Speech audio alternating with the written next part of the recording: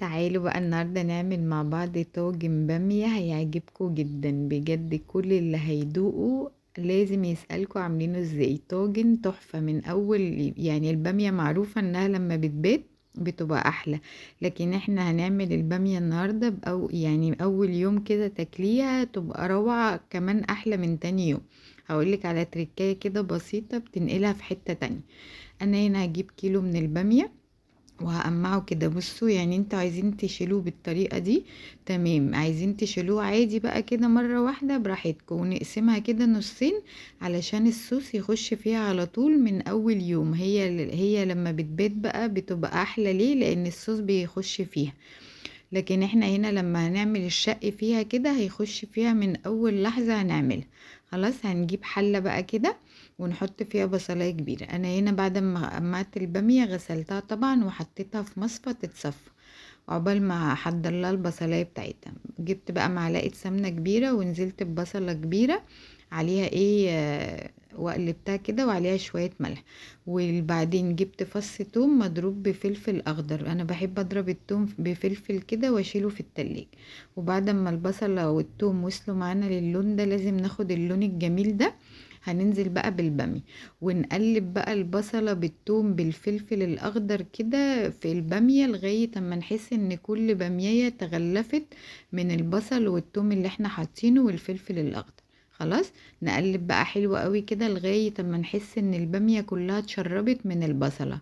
خلاص اول ما تبقى معانا بالمنظر ده هتنزلي بقى يعني انا بحب اسويها كده في شوربة لحمة، انا سلقة لحمة هنا، فخدت 3 كبشات كده من الشوربة على البامية كده، ونقلبهم بقى مع الشوربة كده ونغطي لغاية اما توصل معانا للون ده.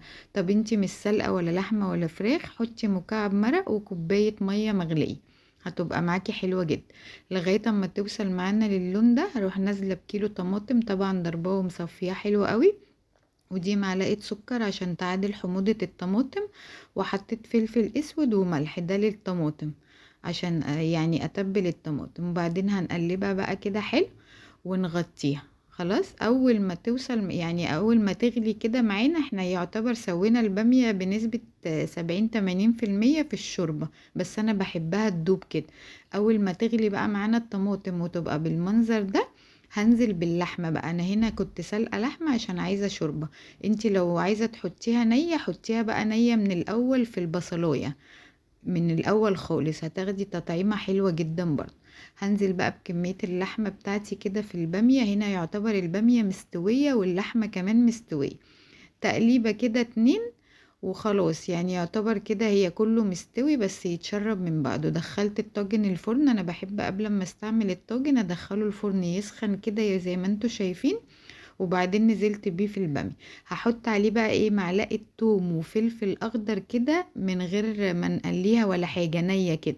ونحط بقى كبشة شوربة كده، شوربة اللحمة اللي احنا عاملينها، وندخل بقى الطاجن الفرن. بجد تاخدي احلى تطعيمة بامية بحركة التومة دي، التومة بالفلفل كده على الني، ويعتبر كبشة كده او كبشتين من الشوربة.